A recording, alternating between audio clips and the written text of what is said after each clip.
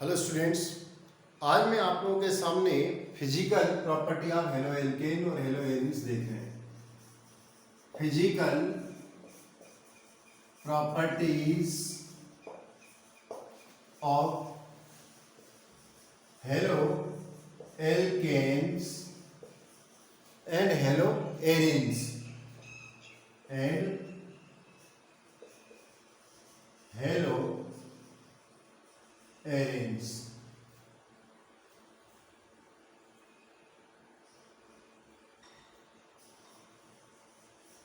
Arenes ये हम इनकी फिजिकल प्रॉपर्टी को देखेंगे। ये फिजिकल प्रॉपर्टी को हम कितनी पॉइंट पर स्टडी करेंगे उसको एक वंस अ ग्लास देख लेते हैं। एक तो हम फिजिकल स्टेट इसी में ए नंबर 1 पे और बी इसमें हम इसकी ऑर्डर देखेंगे और सी इसमें हम कलर देखेंगे। ये एक और सेकंड पॉइंट पर हम इसका मेल्टिंग पॉइंट और बॉइलिंग पॉइंट की स्टडी करेंगे। थर्ड में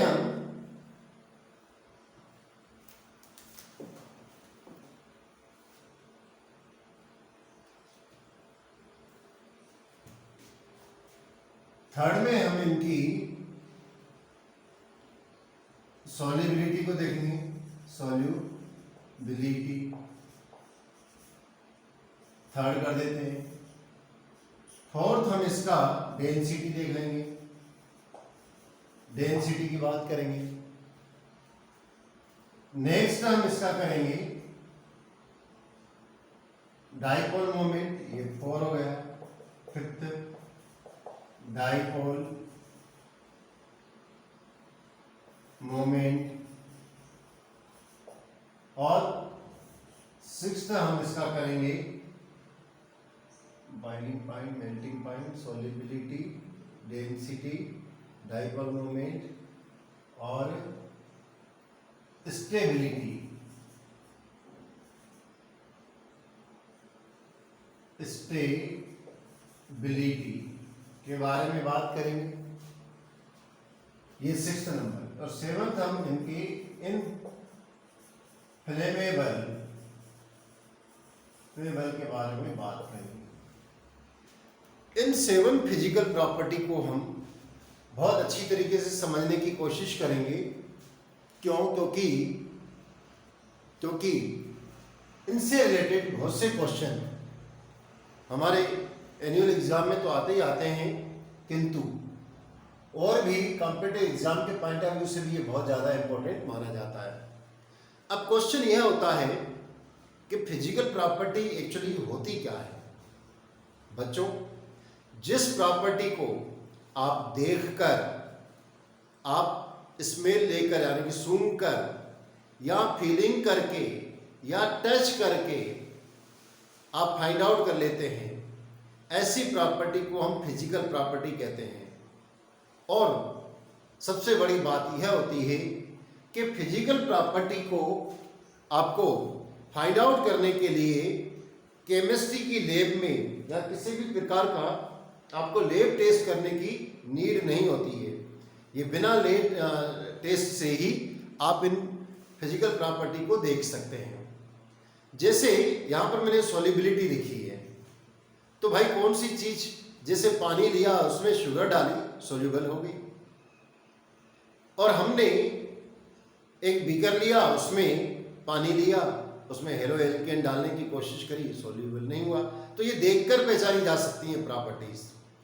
तो इन प्रॉपर्टीज को जिनको देखकर, सूंघकर, टच करके, फीलिंग करके कर सकते हैं, उनको फिजिकल प्रॉपर्टी कहेंगे। और दूसरी बात, फिजिकल प्रॉपर्टी जैसे जो चीज हमने ली वो हमें वापस वैसी की वैसी मिल गई, तो उसको भी फिजिकल प्रॉपर्टी में ही काउंट किया जाएगा। जैसे क्या स्टेट कैसी है, जैसे लिक्विड से सॉलिड, ये फिजिकल चेंजेस में माना जाएगा। खैर, चेंजेस को तो मैं नहीं बोलूँगा, ये प्रॉपर्टी के बारे में बात करूँगा।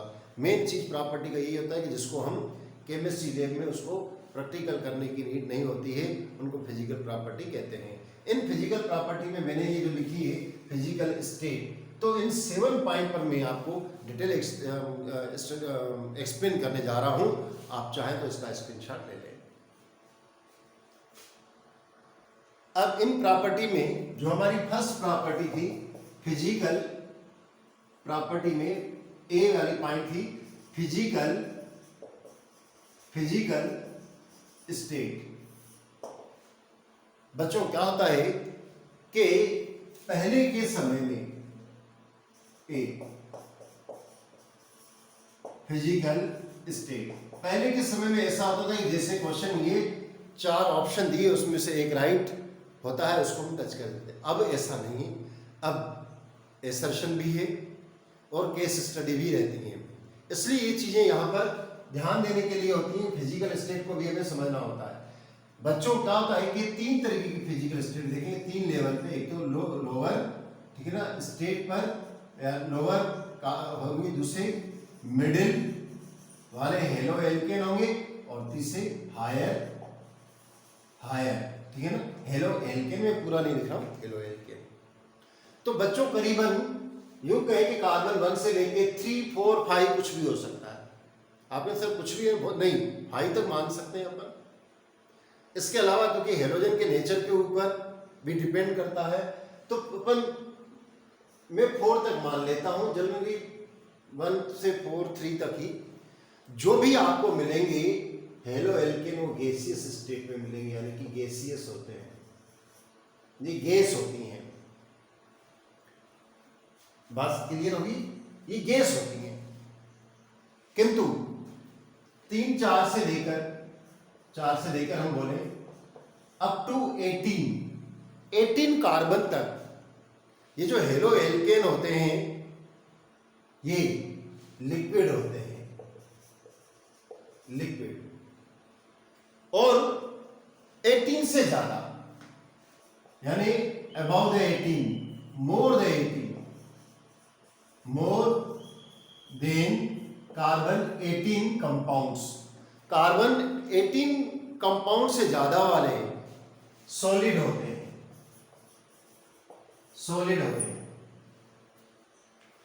बात क्लियर हो गई। अब क्या होता है कि ये चीज, अब बी को देखते हैं। बी थी हमारी ऑर्डर। क्या होता है कि 2 तरीके अपन फर्स्ट चैप्टर में पढ़ के आए हैं सॉल्यूशन वाले में, volatile, non volatile.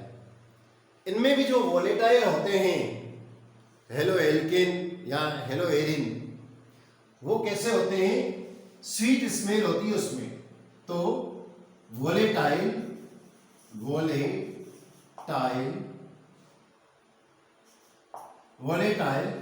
Halo alkane या हेलो एरिन और हेलो एरिन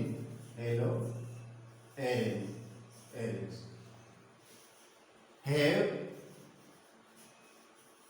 स्वीट स्मेल। क्या होता है कि समझ में तो ऐसा आता है कि अरे सर क्या बता रहे हैं, पर हाँ ये अगर मैं पूछता शायद पहले, बताने से पहले, तो कई स्टूडेंट शायद ऐसा भी बोल देते कि इसमें स्मेल नहीं होती है, तो हमारा क्वेश्चन का आंसर तो गलत चला जाता। स्मेल होती है और वो ही स्वीट स्मेल होती है जो वोलेटाइल वाले होते हैं। थर्ड इसमें सी देखते हैं। सी अपन ने क्या देखा था, और कलर। अब कलर में ऑप्शन के लिए आपको आ गया, क्या आ गया कि भाई दीज आर कलरफुल, कलरलेस, या 4 ऑप्शन बना के दे दिया, नन ऑफ दिस जो भी दिया, और ऐसे दे दिया कि bromine is brown colour, chlorine is white colour, and iodide halo alkane are violet colour. तो हो सकता है आप इन, और लास्ट में दे देता कि ऑल कलरलेस, तो शायद आप कंफ्यूजन में चले जाते हैं। खैर ये इनका कलर कैसा होता है, तो ये सभी प्योर फॉर्म में, pure form in pure form कर देता हूं, in pure form these are colourless. Pure form में ये कलरलेस है, प्योर फॉर्म में कैसे होते हैं? कलरलेस होते हैं। किंतु आयोडीन के कंपाउंड को या ब्रोमीन के कंपाउंड को अगर आप एयर में रख देंगे, सॉरी सनलाइट में रख देंगे, तो इनका डिकम्पोजिशन हो जाता है और ब्रोमीन का कंपाउंड जो भी होगा, हेलो ब्रोमीन, ब्रोमो एल्केन, वो आपको ब्राउन कलर का कंपाउंड दे देगा सनलाइट में रख दिया तो। आयोडो एल्केन ले लिया आपने तो वायलेट कलर दे देगा। ऐसा क्यों होता है? क्योंकि आगे मैं रिएक्टिविटी में मैं बताऊंगा, जैसे आयोडीन से बना हुआ कोई कंपाउंड है, ये जब सनलाइट में रखा जाता है, सनलाइट में, तो इसका डिकम्पोजिशन हो जाता है, हाइड्रोकार्बन अलग हो जाता है और आयोडीन अलग हो जाती है। क्योंकि आयोडीन वायलेट कलर की होती है, इसलिए ये वायलेट कलर में कन्वर्ट हो जाता है। अब धीरे धीरे कन्वर्ट होगा, पूरा पाउडर रखा हुआ है तो कन्वर्ट हो जाता है, लिक्विड है तो लिक्विड ही कन्वर्ट हो जाता है। कौन से कलर में? वायलेट कलर में। अदरवाइज प्योर फॉर्म में ये कलर लेस होते हैं। तो ये मैंने एक फिजिकल प्रॉपर्टी आपको बताई, आप चाहे तो उसका स्क्रीनशॉट ले लें। मैं रब करने जा रहा हूं और दूसरी मेल्टिंग पॉइंट और बॉइलिंग पॉइंट के बारे में एक्सप्लेन करने जा रहा हूं। क्लियर? तो मैं रब कर रहा हूं उसको। नेक्स्ट है बॉइलिंग पॉइंट। इनके बॉइलिंग पॉइंट कैसे होते हैं? तो बॉइलिंग पॉइंट के बारे में मैं melting point and boiling point दोनों के बारे में बात करेंगे। जनरली बॉइलिंग पॉइंट के बारे में बात की जा रही है। क्या होता है कि मैं यहां से एक ग्राफ बना के आपको एक्सप्लेन करूंगा, पर पहले यहां पर एक एग्जांपल दे रहा हूं। आप खुद देखिए इनके बॉइलिंग पॉइंट कैसे होते जाएंगे, आपको समझ में आ जाएगी। जैसे मैंने लिया CH3, पहले CH4 ले रहा हूं, मीथेन, फिर मैंने मीथेन से एक हाइड्रोजन निकला और मैंने ले लिया क्लोरीन, फिर मैंने मिथाइल क्लोराइड ले लिया, फिर मैंने मिथाइल ब्रोमाइड ले लिया, फिर मैंने मिथाइल आयोडाइड ले लिया। इनके अगर हम बॉइलिंग पॉइंट के बारे में बच्चों बात करें ना, तो बॉइलिंग पॉइंट सबसे कम, इसका मतलब यूं समझ लीजिए कि हेलोजन ग्रुप जो रहता है, हेलोजन ग्रुप, उसका आपको मालूम है उनके पूरे एलिमेंट्स के नाम कैसे, पूरे एलिमेंट्स का सीक्वेंस क्या पीरियोडिक टेबल में? पहले नंबर पे फ्लोरीन, फिर क्लोरीन, फिर ब्रोमीन, फिर आयोडीन और फिर एस्टेटीन। तो फ्लोरीन का जो बॉइलिंग पॉइंट का मैं सीक्वेंस बता देता हूं। सबसे कम बॉइलिंग पॉइंट, फिर उससे बढ़ता जाएगा बॉइलिंग पॉइंट, इस तरीके से सीक्वेंस बॉइलिंग पॉइंट का यूं बढ़ता जाता है। यहां पर बॉइलिंग पॉइंट की बात करें तो इसका बॉइलिंग पॉइंट 111 केल्विन होता है। अगर फ्लोरीन के बारे में बॉइलिंग पॉइंट की बात करूं तो 195 केल्विन होता है। अगर मैं क्लोरीन के बारे में बॉइलिंग पॉइंट के बारे में बात करूं तो 249 होता है। अगर ब्रोमीन के बारे में बात करूं तो 277 केल्विन होता है, ये केल्विन। और आयोडीन के बारे में बात करूं तो 315 केल्विन बॉइलिंग पॉइंट इनके होते हैं। कब? जब उनमें सेम एल्किल ग्रुप लगा हुआ हो, तब मैं इनके बारे में बात कर रहा हूं। अच्छा, क्या कारण है? अब इसको चार्ट बनाए तो चार्ट कुछ ऐसा है।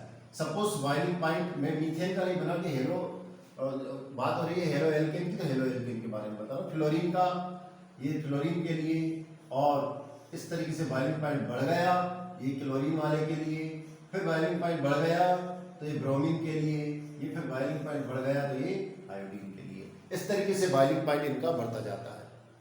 अब बॉइलिंग पॉइंट क्यों बढ़ता है, इसका रीजन क्या है बच्चों?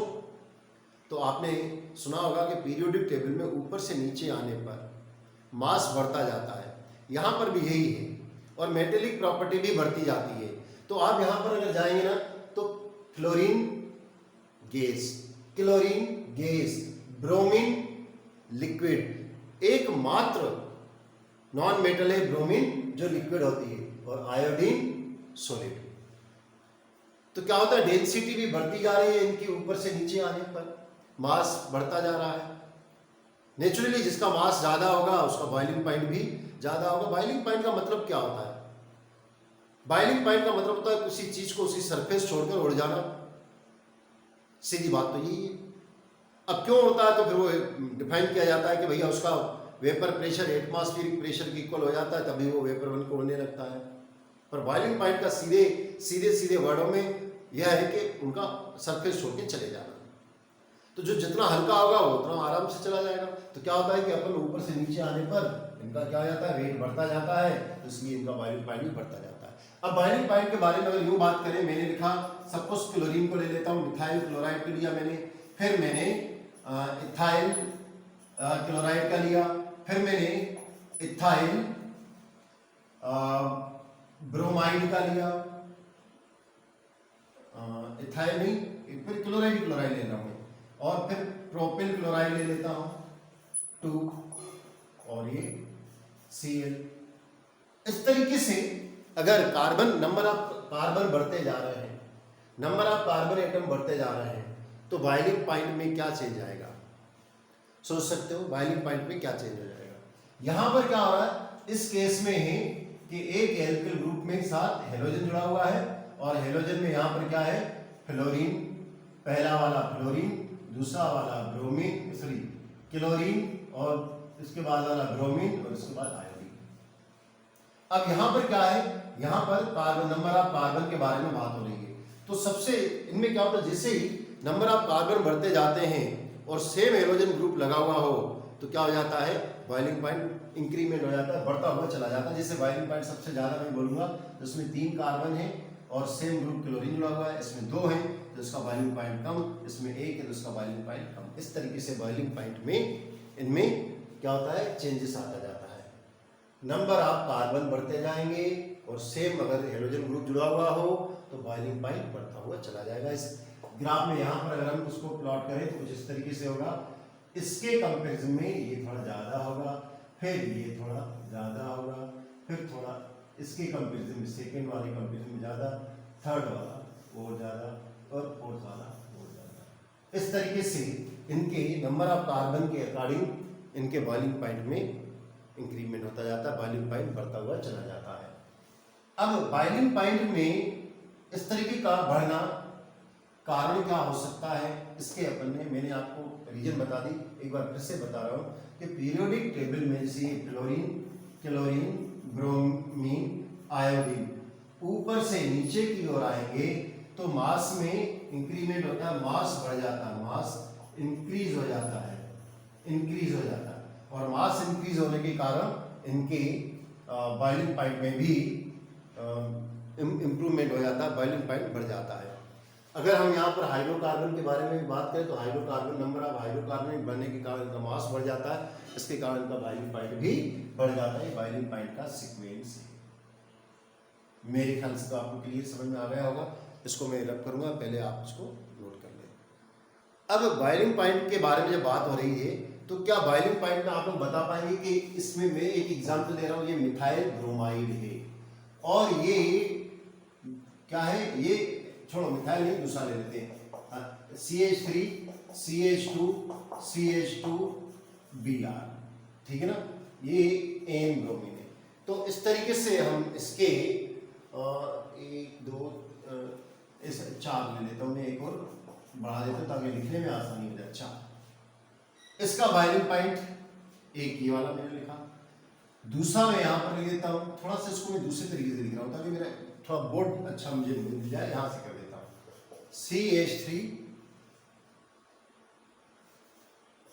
CH3 और ब्रैकेट में कर देता हूँ CH2 और CH2 3 और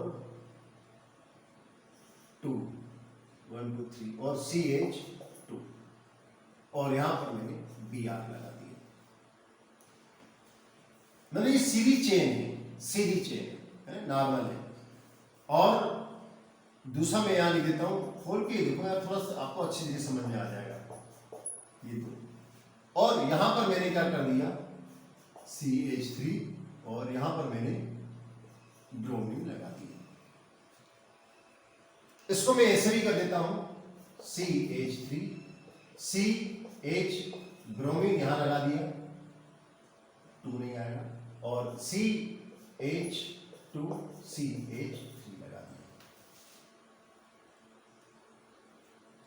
और एक और ले लेता हूं CH3 C और CH3 CH3 Br 1 2 3 4 Br। अब अगर मैं इसमें पूछूं मैं आपसे बॉइलिंग पॉइंट सबसे ज्यादा किसका होगा, या यूं कहें कि बॉइलिंग पॉइंट में इसमें क्या इफेक्ट आएगा, इनमें किसका बॉइलिंग पॉइंट आपके हिसाब से ज्यादा होगा, तो बच्चों एक वर्ड में याद रखिएगा, जो ब्रांचेस वाले होते हैं ये आइसोमर्स कहलाएंगे, ये सब एक दूसरे के आइसोमर हैं। इन आइसोमर में जो ब्रांच वाले होंगे तो ब्रांच वालों का बॉइलिंग पॉइंट कम होता है। क्यों कम होता है बॉइलिंग पॉइंट ब्रांच वालों का, तो बच्चों क्या होता है कि जैसे एक लकड़ी हमने यूं रखी है बड़ी जलाने के लिए, इसको जलने में टाइम लगेगा, पर हम क्या करते हैं लकड़ी को छोटे छोटे टुकड़े करके और इसको एक साथ रख देते हैं। तो एक लकड़ी यूं थी, अब तो इधर भी आ गई, इधर भी आ गई, इधर इसके इतने पीस कर दिए, अब आग में रखेंगे तो मेरे ख्याल से ये तेजी से जलेगी। ठीक उसी तरीके से जब बात की जाए इसकी, तो ये क्या है, ये एन ब्रोमोब्यूटेन है, ब्रोमोब्यूटेन। मैं ये कह सकता हूं एन ब्रोमोब्यूटेन, और ये IUPAC में बोले, ये तो IUPAC में ये बोला सिंपल वर्ड में, तो ब्यूटिल ब्रोमाइड। अब क्या है कि ब्रांच में क्या हो जाता है कि स्पेस कम हो जाता है, स्पेस कम होने के कारण सरफेस एरिया ज्यादा अवेलेबल हो जाता है हीट को एब्जॉर्ब करने के लिए। इसलिए बच्चों जो ब्रांचेस वाले होते हैं आइसोमर्स, उनका बॉइलिंग पॉइंट कम होता है, जितनी ब्रांच ज्यादा होगी उतना बॉइलिंग पॉइंट कम होगा, और जितना ब्रांचेस कम होगी उनका बॉइलिंग पॉइंट ज्यादा होगा। तो इसमें यहां पर अगर बॉइलिंग पॉइंट की बात की जाए, इनमें बॉइलिंग पॉइंट की अगर हम कंपेरिजन करें तो इसका बॉइलिंग पॉइंट है 375। ये आपको याद करने की जरूरत नहीं है, जैसे मैं 370 बार बार अगर पढ़ेंगे आप लिखेंगे तो आपको याद हो जाएगा, अदरवाइज इनको याद करने की जरूरत नहीं है, आप तो इस तरीके से बता सकते हैं। तो इसका बॉइलिंग पॉइंट ग्रेटर है किसके कंपेरिजन में, सेकेंडरी, ये सेकेंड डिग्री कहलाएगा 1 और ये 2 डिग्री, क्योंकि देखो दो आइसो वाला है, ये आइसो ब्रोमाइड है, इस तरीके की पोजीशन बनी हुई है, मैं पहले भी बता चुका हूँ। और अगर IUPAC में देखोगे तो ये सेकेंड डिग्री वाला है, तो सेकेंड डिग्री वाला है और ये फर्स्ट डिग्री वाला है। खैर यहाँ सेकेंड डिग्री से तो मत जाइए आप, ये आइसो ब्रांच है, आइसो ब्रोमोब्यूटेन, तो इसका बॉइलिंग पॉइंट होता है 364, और ये भी ब्रांच वाला है और सेम ब्रांचेस है, नंबर सेकेंड पे कार्बन जुड़ा हुआ है, तो इसका भी बॉइलिंग पॉइंट उतना ही होगा 364। थोड़ा बहुत किसी और में कम हो जाता है क्लोरीन वगैरह में, जैसे क्लोरीन को अगर यहाँ पर क्लोरीन लगी हुई होती तो बच्चों यहाँ पर क्लोरीन का होता 241 और यहाँ पर होता 242, थोड़ा एक आध का डिफरेंस होता हो, नहीं तो नहीं होता है। किंतु यहाँ पर देखो ब्रांचेस बहुत ज्यादा बढ़ गई हैं, क्योंकि यहाँ पर ब्रांचेस बढ़ गई हैं इसलिए इसका बॉइलिंग पॉइंट 324 केल्विन हो जाता है। इसका मतलब है कि बॉइलिंग पॉइंट ये तो लगभग सेम होता है, पर मैं लिख देता हूँ, थोड़ा बहुत मैंने बताया। और उसके बाद ये तो सबसे कम किसका हो जाएगा, टर्शरी वाले का अपन को देखने को मिलता है। ब्रांचेस जितनी ज़्यादा होंगी बॉइलिंग पॉइंट उतना कम होता हुआ चला जाता है। क्यों कम होता चला जाता है, रीजन मैंने बता दिया। क्या होता है कि ब्रांचेस के कारण सरफेस एरिया अवेलेबल होता है वो ज़्यादा होता है, सरफेस एरिया ज़्यादा अवेलेबल होने के कारण वो आसानी से हीट को एब्जॉर्ब कर लेता है और बॉयल होना चालू हो जाता है। तो इस तरीके से उनके बॉइलिंग पॉइंट जो हैं वो कैसे हो जाते हैं, ब्रांचेस बढ़ने पर कम हो जाते हैं। तो ये था बॉइलिंग पॉइंट के बारे में, हेलो एल्केन के बारे में। अब अपन हेलो एरिन के बारे में देखेंगे, इसको आप लिखना चाहे तो लिखें और मैं रख कर रहा हूँ। एक और बॉइलिंग पॉइंट देखें हम, जैसे इसका बॉइलिंग पॉइंट देखिए और बॉइलिंग पॉइंट इसके बारे में आप बताइए, फिर बॉइलिंग पॉइंट मुझे इसके बारे में बताइए और फिर बॉइलिंग पॉइंट मुझे इसके बारे में बताइए। क्या सीक्वेंस होना चाहिए आपके हिसाब से। देखिए जितने भी नंबर ऑफ हेलोजन एटम बढ़ते जाएंगे तो बॉइलिंग पॉइंट उतना बढ़ता हुआ चला जाएगा। क्यों? क्योंकि मास भी बढ़ता हुआ चला जाएगा। भाई यहाँ एक हाइड्रोजन का मास कितना होता है? 1 होता है, और एक क्लोरीन का मास कितना होता है? 35.5 होता है। तो यहाँ पर तो एक हाइड्रोजन हट रहा है, यानी 1 हट रहा है, उसकी जगह पर 35.5 जुड़ता जा रहा है। तो जितने नंबर ऑफ हेलोजन एटम बढ़ते जाएंगे किसी कार्बन के साथ, तो उनका बॉइलिंग पॉइंट भी बढ़ता हुआ चला जाएगा। यह अपन को याद रखना है, बॉइलिंग पॉइंट बढ़ता चला जाएगा। यहाँ पर एक बात देखो, ये कार्बन टेट्राक्लोराइड है, इसका बॉइलिंग पॉइंट सबसे ज्यादा होता है।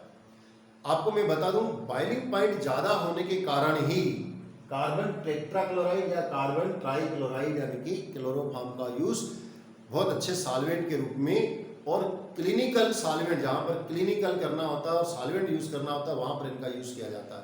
क्यों? क्योंकि इसमें फेट्स वगैरह आसानी से घुल जाते हैं और ये कम जलने वाले भी होते हैं, इनका बॉइलिंग पॉइंट भी ज्यादा होता है। तो ये मैंने आपको बताया कि ये सीक्वेंस रहता है। अगर कहीं भी हेलोजन, नंबर ऑफ हेलोजन बढ़ते जा रहे हैं तो उसका बॉइलिंग पॉइंट भी बढ़ता हुआ चला जाएगा। अब दूसरा है हेलो एरिन का बॉइलिंग पॉइंट। हेलो एरेन्स का बॉइलिंग पॉइंट के बारे में बात करें तो इनमें भी सीक्वेंस क्या होगा, जैसे मैंने यहाँ पर बनाया, ये बेंजीन रिंग है, इसका बॉइलिंग पॉइंट क्या होगा। फिर मैंने यहाँ पर फ्लोरीन बना रहा हूँ, इसका बॉइलिंग पॉइंट क्या होगा? फ्लोरोबेंजीन। फिर मैंने क्लोरोबेंजीन बना दिया, इसका बॉइलिंग पॉइंट क्या होगा? और फिर मैंने ब्रोमोबेंजीन बना दिया, इसका बॉइलिंग पॉइंट क्या होगा?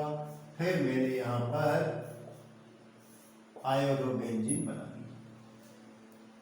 तो बॉइलिंग पॉइंट के सीक्वेंस में क्या चेंजेस होगा बच्चों? बेंजीन का बॉइलिंग पॉइंट सबसे कम, इसके बाद इसका ज्यादा। इस तरीके से हम फ्लोरीन से लेकर आयोडीन तक जाएंगे तो बॉइलिंग पॉइंट में इंक्रीमेंट होता हुआ चला जाता है। तो यह हमें याद रखना है बॉइलिंग पॉइंट के लिए। क्लियर? इसके अलावा इसमें बॉइलिंग पॉइंट में क्या चेंजेस आता है? बॉइलिंग पॉइंट और मेल्टिंग पॉइंट में जब इसमें डाई हेलोजन जुड़े हुए हों, तो मैं इसको रब कर रहा हूं, आप इसका स्क्रीनशॉट ले लें। अब हम देखते हैं बॉइलिंग पॉइंट के बारे में। बॉइलिंग पॉइंट जब क्या होता है, दो हेलोजन जुड़े हुए हों,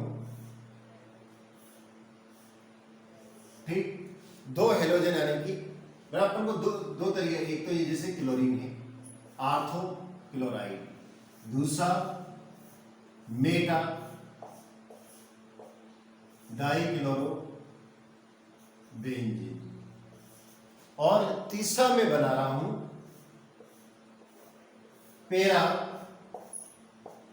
डाइक्लोरो बेंजीन। अब मैं आपसे सिर्फ बॉइलिंग पॉइंट के बारे में बात कर रहा हूं। आपके हिसाब से बॉइलिंग पॉइंट में क्या वेरिएशन होगा? इनके बॉइलिंग पॉइंट में ज्यादा चेंजेस नहीं होता है। क्यों नहीं होता है? कि दोनों का मॉलिक्यूलर मास लगभग सेम होता है। अब क्या होता है कि दोनों, अगर ये मीन्स तीनों हैं और तीनों, देखो मैं बॉइलिंग पॉइंट के बारे में बात करूंगा और मेल्टिंग पॉइंट के बारे में भी बात करूंगा। इसके मेल्टिंग पॉइंट, तो जब बॉइलिंग पॉइंट के बारे में बात की जाती है तो हमारे माइंड में एक बात हमेशा रिजर्व हो जानी चाहिए कि बॉइलिंग पॉइंट का मतलब है कि कोई लिक्विड है, उसको बॉयल किया जा रहा है। मतलब अगर वो सॉलिड होगा तो वो लिक्विड में पहले कन्वर्ट हो चुका होगा। बॉइलिंग पॉइंट यानी कि हम लिक्विड के बारे में बात कर रहे होते हैं। क्लियर? अब यहां पर ये पहले से ही लिक्विड है, और लिक्विड का मतलब होता है कि उनके मॉलिक्यूल्स थोड़ा थोड़ा दूर होते हैं, एक दूसरे से चिपके हुए नहीं होते। उनके बीच में अट्रैक्शन होता है किंतु इतना भी ज्यादा नहीं होता है कि वो एक दूसरे को बांध के रखें। तो भैया ये भी उड़ जाएगा, ये भी उड़ जाएगा, ये भी उड़ जाएगा, फटाफट उड़ जाएंगे क्योंकि दूर दूर है। तो इनके बॉइलिंग पॉइंट में ज्यादा डिफरेंस नहीं होता है। इसका 453 केल्विन होता है, इसका 446 केल्विन होता है, और इसका 448 केल्विन होता है। ज्यादा वेरिएशन नहीं है, थोड़ा सा ही वेरिएशन, लगभग सेम है। परंतु याद रखिएगा कि यहां पर बॉइलिंग पॉइंट के बारे में बात करें तो आर्थो वाले का बॉइलिंग पॉइंट ज्यादा है और बॉइलिंग पॉइंट उसके बाद पेरा का आता है, किंतु जो मेटा का है वो बॉइलिंग पॉइंट सबसे कम होता है। आगे हम केमिकल रिएक्शन में भी देखेंगे और मैकेनिज्म में भी मैंने इनकी बता चुका हूँ आपको कि इनकी जो मेटा पोजीशन है वो बहुत कम चांसेस होते हैं कि मेटा पोजीशन पे कोई हेलोजन जाके अटैक करे और ये अनस्टेबल भी होते हैं ज़्यादा। तो खैर इनके अगर हम कंपेरिजन करें तो बॉइलिंग पॉइंट का ये रहता है कि सबसे ज़्यादा आर्थो पर है और उससे सबसे कम मेटा पे है और पैरा पे, उन दोनों के मिडिल के बीच में है बॉइलिंग पॉइंट के बारे में। और नहीं तो बॉइलिंग पॉइंट में अगर हम यही बोलते हैं कि इनके बॉइलिंग पॉइंट में ज़्यादा वेरिएशन नहीं होता है। बात क्लियर हुई। मेल्टिंग पॉइंट का मतलब क्या होता है? मेल्टिंग पॉइंट का सीधा मतलब यह होता है कि कोई मटेरियल या कंपाउंड वो सॉलिड स्टेट में रहा होगा और सॉलिड स्टेट से उसको गलाना चाहते हैं, मेल्ट करना चाहते हैं, उसको फ्यूज करना चाहते हैं। तो बच्चों क्या होता है कि इसके मेल्टिंग पॉइंट में आपको बहुत ज़्यादा चेंजेस दिखाई देगा। सबसे पहले अगर हम आर्थो और मेटा के बारे में बात करें तो आर्थो और मेटा का बॉइलिंग पॉइंट जो रहता है उसमें जो बॉइलिंग पॉइंट मेल्टिंग पॉइंट रहता है इसका रहता है 256 केल्विन, किसका? आर्थो। और मेटा का कितना रहता है? 249 केल्विन। मेटा का, ये मेटा है ना, मेटा पोजीशन, ये आर्थो पोजीशन। और इसका बॉइलिंग पॉइंट, इसका पेरा का मेल्टिंग पॉइंट, सॉरी मैं बार बार बॉइलिंग पॉइंट दे रहा हूँ, मेल्टिंग पॉइंट। पेरा का मेल्टिंग पॉइंट बहुत ज्यादा होता है। कितना होता है? 323 केल्विन होता है। अब क्वेश्चन यह उठता है कि पेरा का मेल्टिंग पॉइंट इतना ज्यादा क्यों होता है? पेरा का मेल्टिंग पॉइंट इतना ज्यादा क्यों होता है? देखो पेरा की इस पोजीशन देखो, पेरा में एक ऊपर एक ऊपर। क्या होता है कि जब ये सॉलिड स्टेट में रहते हैं तो ये सब एक दूसरे के आइसोमर्स हैं। जब ये सॉलिड स्टेट में होता है तो इसके सिमेट्रिकल इफेक्ट के कारण मैं लिख देता हूं कि ड्यू टू सिमेट्रिकल इफेक्ट के कारण, इफेक्ट या स्ट्रक्चर के कारण ये जो मॉलिक्यूल्स रहते हैं पैरा बेंजीन वाले, para die chloro benzene pack हो जाते हैं, pack with each other very strongly, बहुत स्ट्रांगली एक दूसरे के साथ क्या होते हैं? ये पेक हो जाते हैं। तो अपन बता सकते हैं कि due two symmetrical effect para benzene very close packed with each other. देखो जैसे ये हमारे नाम, ये हमारी उंगलियां हैं। अब अगर हम इन फिंगर के बारे में बात करें तो फिंगर को अगर हम पकड़ना चाहे यूं पकड़ना, इस तरीके से पकड़ना, ठीक है ना, इस तरीके से पकड़ेंगे तो कोई भी इसको खोल सकता है। किंतु अगर फिंगर को यूं, क्योंकि इनमें भी क्या होता है, एक ऊपर एक नीचे, ये एक दूसरे के साथ इस तरीके से फिट हो जाती है। तो अगर यूं हो जाए फिंगर्स और यूं पकड़ लिया जाए, अब छोड़ने के लिए कहा जाए तो बड़ी मुश्किल से छूटेगा। बच्चों ठीक उसी तरीके से क्या होता है कि पैरा पोजीशन पर सिमेट्रिकल इफेक्ट ही बोलूँगा मैं, सिमेट्रिकल इफेक्ट के लिए पैरा पोजीशन पे जो इनके मॉलिक्यूल्स रहते हैं वो एक दूसरे के साथ वेरी स्ट्रांगली और क्लोज पैक्ड रहते हैं। इसके कारण पैरा पोजीशन वालों का मेल्टिंग पॉइंट, बॉइलिंग पॉइंट नहीं है ना, मेल्टिंग पॉइंट में बहुत ज़्यादा डिफरेंस होता है। पैरा डाइक्लोरोबेंजीन का मेल्टिंग पॉइंट 323 केल्विन होता है, किंतु बाकी इन दोनों का तो 200 के ही आसपास, ये 256, ये 249 केल्विन होता है। तो इस तरीके से इनके बॉइलिंग पॉइंट में वेरिएशन पाया जाता है। इसको आपको ध्यान रखना है। आप चाहे तो स्क्रीनशॉट ले लें, मैं इसको रख करने जा रहा हूँ। नेक्स्ट है डेंसिटी। डेंसिटी, अब डेंसिटी के बारे में जब बात हो रही है तो तो यहाँ बहुत कंफ्यूज होते हैं बच्चे, वो ध्यान दें। पहले इसमें जो तुमने जो अभी मैं लिखने जा रहा हूँ, जैसे एन प्रोपेन आयोडाइड ले लेता हूँ, एन प्रोपेन क्लोराइड, फिर n propane bromide, n propane iodide. अगर हम डेंसिटी के बारे में बात करें तो इनकी डेंसिटी कैसी हो जाएगी, इनकी डेंसिटी बढ़ती ही चली जाती है। अगर मैं पूछूं क्यों बढ़ती ही चली जाती है, तो मुझे लगता है कि आप, क्योंकि सेम कार्बन नंबर सेम है, डेंसिटी बढ़ती जाती है। मैं फुल कॉन्फिडेंस से कह रहा हूं, अगर आप मेरी बात सुनते आए हो शुरू से ही, तो आप इसको देख के बता देंगे कि क्यों ऐसा हुआ। डेंसिटी कैसे हो रही है, अगर फ्लोरीन होता तो फ्लोरीन से भी ले लेते, ऊपर से नीचे की ओर बढ़ते जा रहे हैं, आयोडीन की ओर। भाई मास बढ़ता जा रहा है और कार्बन तो उतना ही है, कार्बन उतना ही है। और डेंसिटी की सूत्र क्या होता है, mass upon volume, mass upon volume. तो अपन ऊपर से नीचे यानी क्लोरीन से, chlorine bromine iodine, chloro propane bromo propane iodo propane, मतलब नंबर ऑफ कार्बन इक्वल है, किंतु हेलोजन बढ़ता हुआ जा रहा है। तो हेलोजन का मास बढ़ता जा रहा है, इसका वॉल्यूम उतना ही रहेगा, हेलोजन का मास बढ़ता जा रहा है, तो डेंसिटी भी कैसी हो जाएगी, डेंसिटी बढ़ती ही चली जाएगी। अब एक मुझे थोड़ा दूसरी भी बात बताइए, जैसे मैं ऐसा ले रहा हूं CH3 और आयोडीन ले लिया मैंने, फिर मैं CH3CH2 आयोडीन ले लिया, फिर CH3CH2CH2 आयोडीन ले लिया, फिर मैं ऐसा ही करता हूं CH यहां लिख देता हूं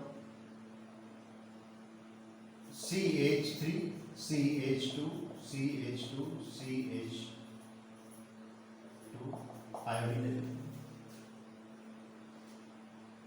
इसमें नंबर ऑफ कार्बन कितना है, 1 है, इसमें 1 2 है, इसमें कितना है 1 2 3 है, इसमें कितना है 1 2 3 4 है। तो डेंसिटी में क्या वेरिएशन आएगा, डेंसिटी बढ़ेगी या घटेगी, बताइए क्या होगा, सीक्वेंस क्या रहेगा। तो बच्चों क्या होता है, यहां पर डेंसिटी किसकी ज्यादा होगी, तो यहां पर सबसे ज्यादा डेंसिटी मिथाइल आयोडाइड की होगी।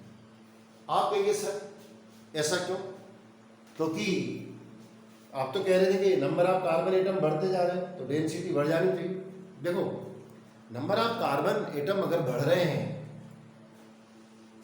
तो बॉइलिंग पॉइंट बढ़ेगा, ये मैंने बोला था, डेंसिटी के बारे में नहीं बोला था। क्यों, क्योंकि डेंसिटी का मतलब ये कि वॉल्यूम, यहां पर नंबर ऑफ कार्बन बढ़ते जा रहे हैं, उसके कंपैरिजन में मास ज्यादा नहीं बढ़ रहा है, मतलब वॉल्यूम बढ़ता जा रहा है, उसके कंपैरिजन में, मतलब जिस कंपैरिजन, क्योंकि आयोडीन तो सब में कॉमन है, तो मास आयोडीन का तो फिक्स हो गया, बाकी जितना इनका मास बढ़ रहा है उसके कंपैरिजन में इनका वॉल्यूम ज्यादा बढ़ता जा रहा है।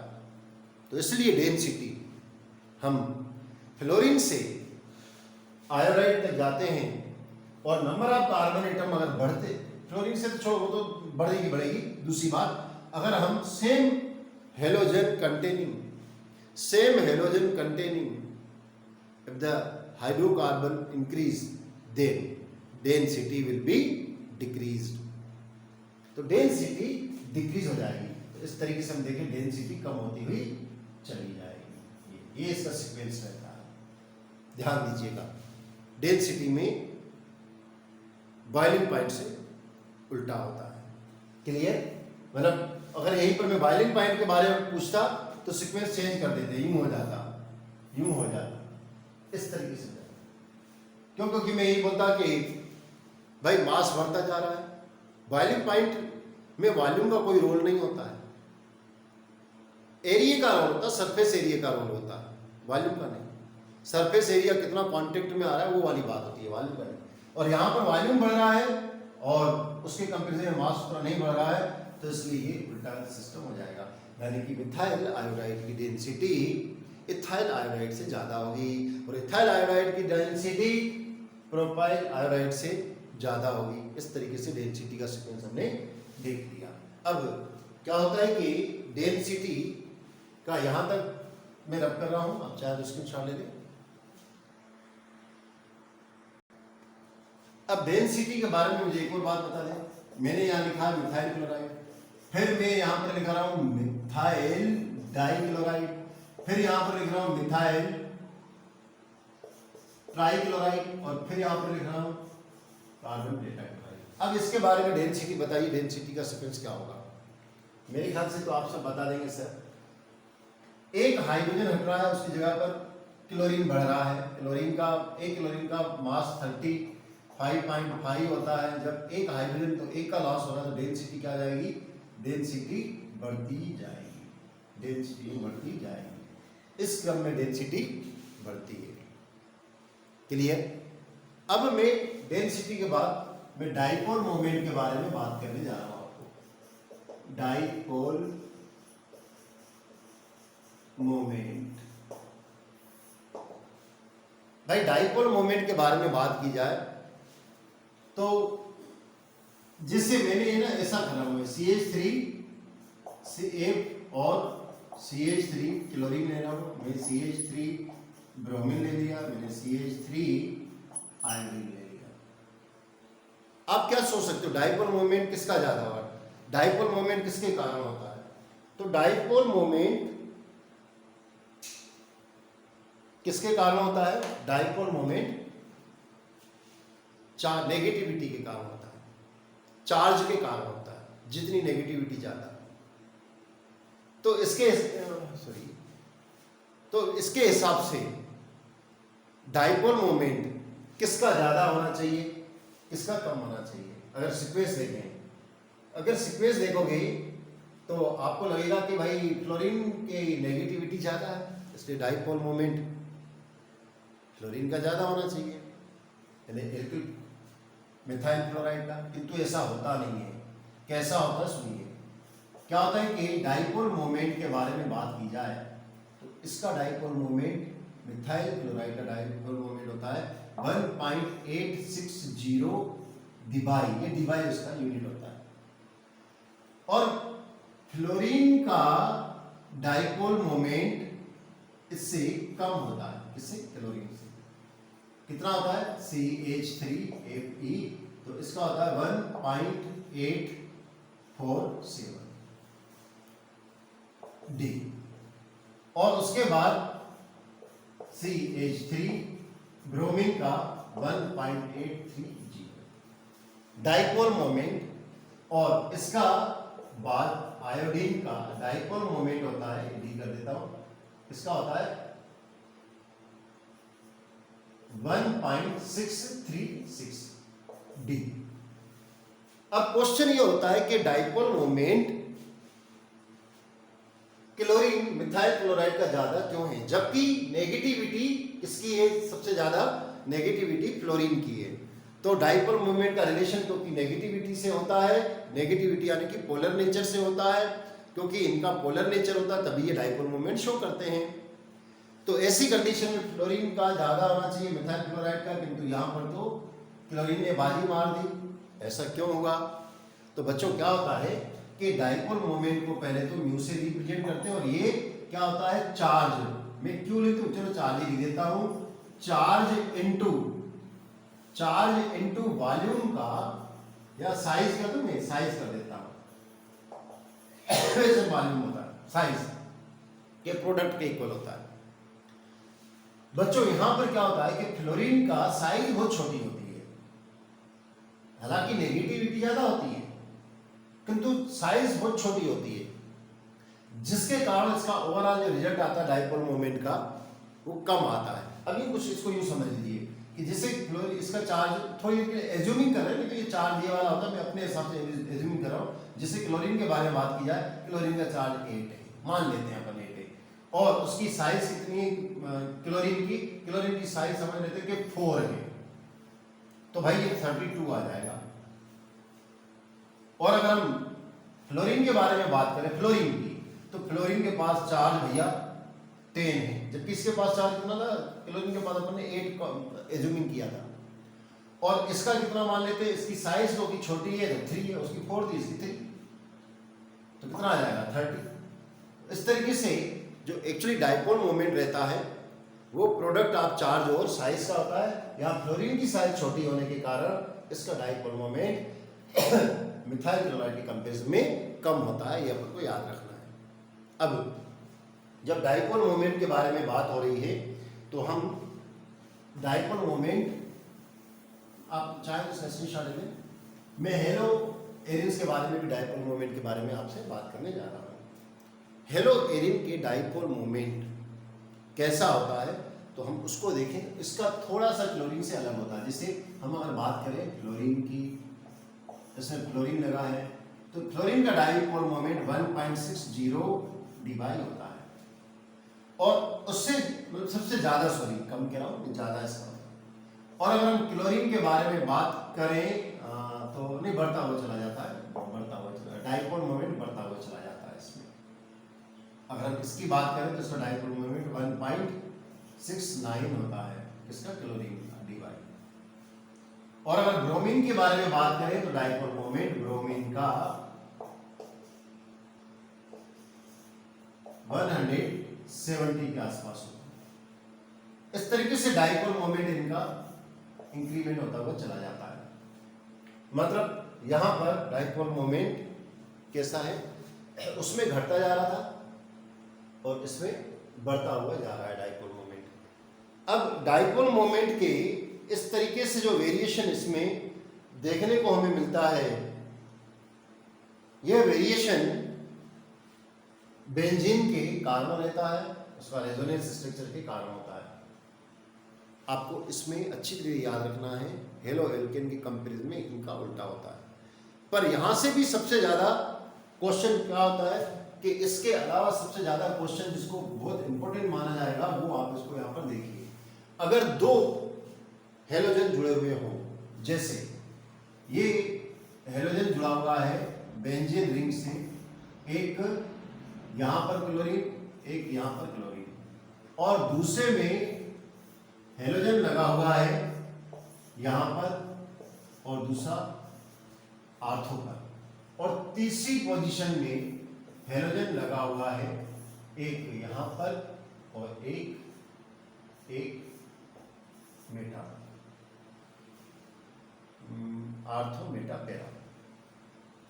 अब इसमें डाइपोल मोमेंट क्या होगा, तो बच्चों यहां पर डाइपोल मोमेंट जो है यहाँ पर 0 हो जाता है, 0 हो जाता है। क्यों? क्योंकि अपोजिट, ये तो एक दूसरे के अपोजिट है। अपोजिट एक तो क्या होता है कि इनमें सबसे बड़ी बात क्या होती है कि अपोजिट होता है और इक्वल डाइपोल एक दूसरे को कैंसिल कर देते हैं। एक तो अपोजिट और इक्वल डाइपोल मोमेंट एक दूसरे को कैंसिल कर देते हैं। कुछ इस तरीके से मैं रिंग को बना रहा हूँ, यहाँ पर ये रिंग बना रहा हूँ और ये रिंग बना रहा हूँ। तो एक यहाँ पर ऑक्सीजन जुड़ी हुई, सॉरी जुड़ा हुआ है आपका क्लोरीन, और एक क्लोरीन यहाँ पर जुड़ा हुआ। तो डाइपोल मोमेंट ये इस साइड बता रहा है, ये इस साइड बता रहा है, तो दोनों का इक्वल और अपोजिट डायरेक्शन में क्योंकि डाइपोल मोमेंट होता है तो इसका डाइपोल मोमेंट कितना शो करता है, तो पैरा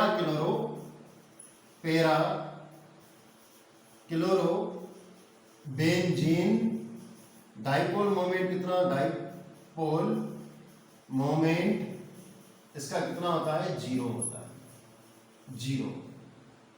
अब बात हो रही है इसकी, तो 0 हो गई। इन दोनों के डाइपोल मोमेंट में क्या डिफरेंस होता है, कितना होना चाहिए, तो बच्चों यहां पर एक थ्योरम लगती है, याद रखना चाहो, कॉम्पिटिटिव एग्जाम के लिए बहुत ज्यादा इंपॉर्टेंट है। उसको कहते हैं पैरेललोग्राम ला फोर्स। इसका एक फार्मूला होता है, तो डाइपोल मोमेंट के लिए फोर्स के लिए x square plus 2x² cos theta. अब इसको इतना याद रखने की जरूरत नहीं है, ये तो फिजिक्स वगैरह में आपको याद होना तो हो तो ठीक है। पर एक बात याद रखिएगा कि इन दोनों के बीच में जो एंगल बनता है आर्थो और पैरा के बीच में, जो एंगल बनते हैं, अगर उस एंगल की वैल्यू आर्थो और पैरा, ठीक है, कि इस एंगल से जो वैल्यू बनती है, अगर वो वैल्यू, ये एक यहां से एंगल मान लेते हैं और ये इसका एंगल, ये वाला सेंटर से, तो ये 60 डिग्री है। और इसका अगर देखें तो एक यहां पर और एक यहां पर, तो इसका एंगल है 120 डिग्री। तो एंगल जितना इंक्रीमेंट होता जाता है उसका डाइपोल मोमेंट उतना कम होता चला जाता है। जैसे इन दोनों में डाइपोल मोमेंट किसका ज्यादा होगा, क्योंकि इसका एंगल 60 डिग्री है तो इसका डाइपोल मोमेंट ज्यादा होगा, किसका, आर्थो का। कंपेरिजन में मेटा का जो एंगल है दो हेलोजन एटम के बीच में जो एंगल बन रहा है वो ग्रेटर है, 120 है, तो इसका डाइपोल मोमेंट आर्थो के कंपेरिजन में मेटा का कम होगा, आर्थो के कंपेरिजन में मेटा का कम होगा। तो ये था आपका डाइपोल मोमेंट के बारे में। अब मैं आपको इनकी, और ये डाइपोल मोमेंट, इसके बाद अपन देखते हैं इनकी सोल्यूबिलिटी।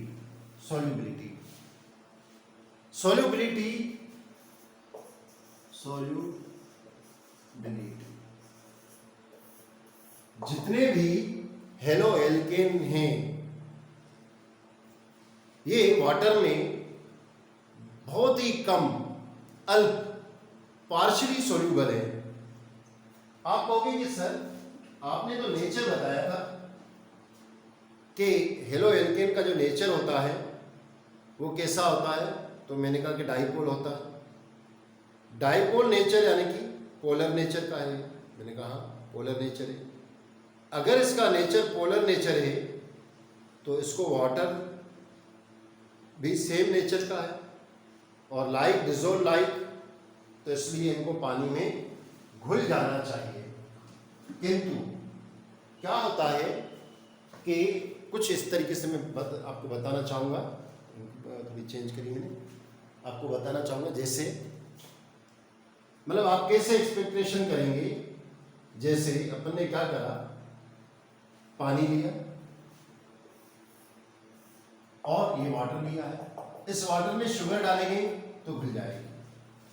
परंतु इस वाटर में हम अगर कोई हेलो एल्केन डालेंगे, हेलो एल्केन, तो या तो ये घुलेगा ही और या तो घुलेगा तो बहुत ही कम, इतना कम कि आप समझ नहीं पाओगे। तो घुलता तो है पर बहुत कम।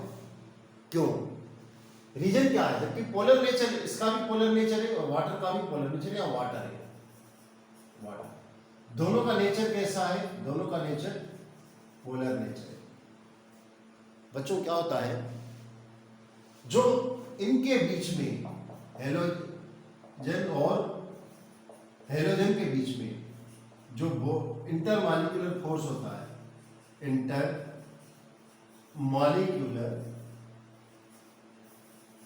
फोर्स, और वाटर के बीच में जो हाइड्रोजन और ऑक्सीजन के बीच में जो हाइड्रोजन बॉन्ड का फोर्स होता है,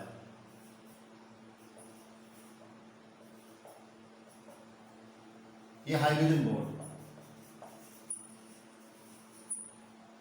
वो ज्यादा स्ट्रॉन्ग रहता है। मतलब कि इनके मॉलिक्यूल्स के बीच में इंट्रामॉलिक्यूलर फोर्स का टूटकर जो एनर्जी रिलीज करते हैं, वो एनर्जी रिलीज जो होती है वो इतनी सफिशिएंट नहीं होती है कि वाटर के मॉलिक्यूल्स के बीच में जो हाइड्रोजन बॉन्ड है उसको तोड़ सके। देखो मैं आपको दो वर्ड से क्लियर कर देता हूँ, बहुत आसानी से आपको समझ में आ जाएगी। आप सॉल्यूशन चैप्टर में पढ़ के आए हैं, लेटिस एनर्जी और दूसरी हाइब्रेशन एनर्जी, हाइब्रेशन एनर्जी या साल्वेशन एनर्जी।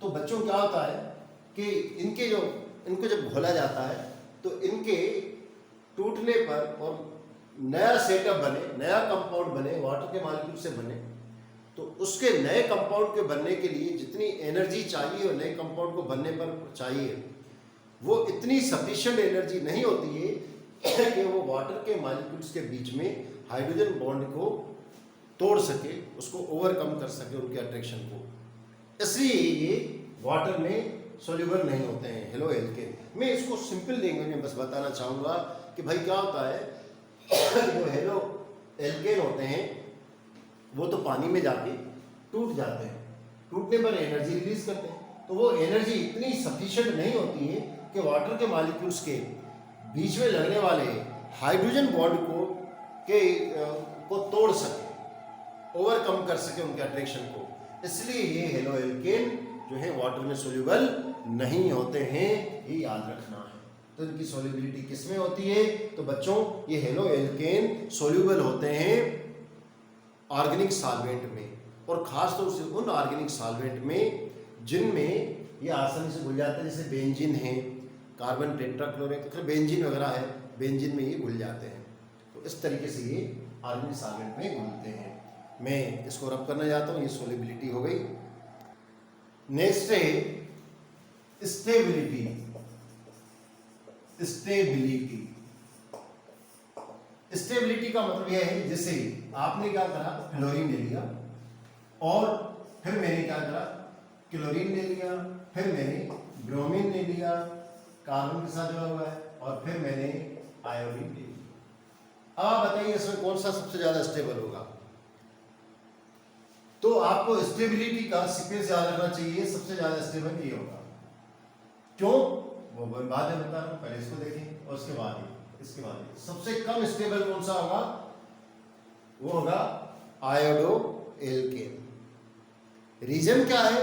रीजन बिल्कुल क्लियर है, ऊपर से नीचे आने पर मेटेलिक कैरेक्टर बढ़ता जाता है, इन्हें नेगेटिविटी कम हो जाती है, और इनके बीच में नेगेटिविटी ज़्यादा होने के कारण स्ट्रांग बॉन्ड बन जाता है, तो ये ज़्यादा स्टेबल होते हैं और ये कम स्टेबल होते हैं।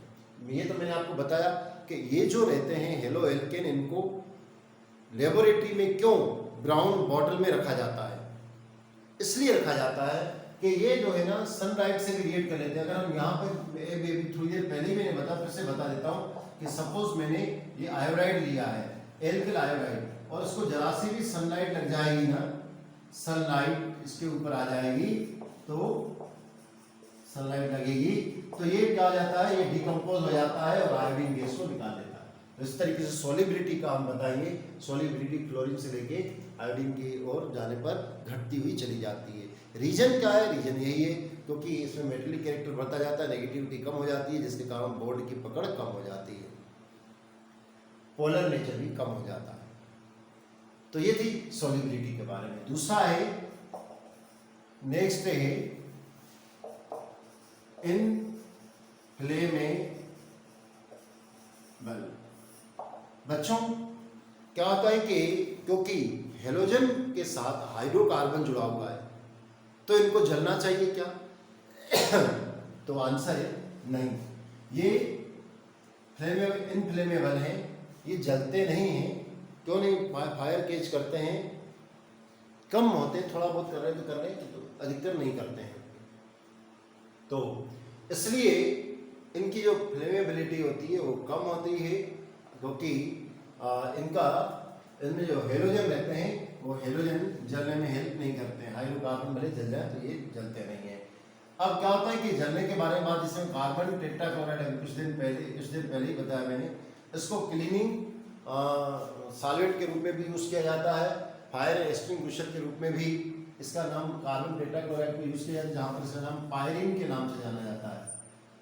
तो पायरीन के रूप में इसको फायर एक्सटिंग्विशर के रूप में यूज़ किया जाता है। तो ये जलने वाले नहीं होते हैं। इसी के साथ ही मैंने ये आपको सारी फिजिकल प्रॉपर्टी डिटेल में बता दी हैं ताकि आपके कॉम्पिटिटिव एग्जाम में भी बहुत काम आए। Thank you, have a nice day.